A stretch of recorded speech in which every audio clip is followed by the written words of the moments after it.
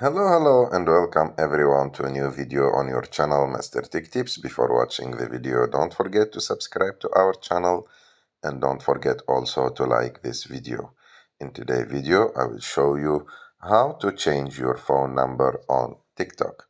To do this, you just need to go and open the TikTok app. And after that, go to your profile.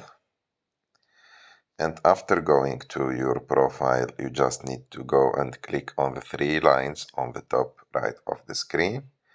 Choose Settings and Privacy. In Settings and Privacy, choose Account. And after that, Account Information.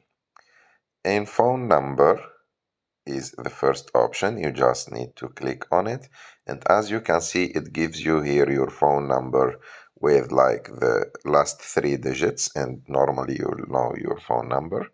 You click on it, and after that you click on change phone.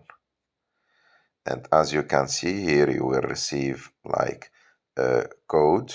You will enter that code, and after that you can like change your phone number, or you can try another method by email, by selecting like or sending that code to your email instead of your phone number, so you can change that phone number if you lost it or if anything happened to it. I hope that you like this video. If you like this video, don't forget to subscribe to our channel, to like this video, and see you in the next one.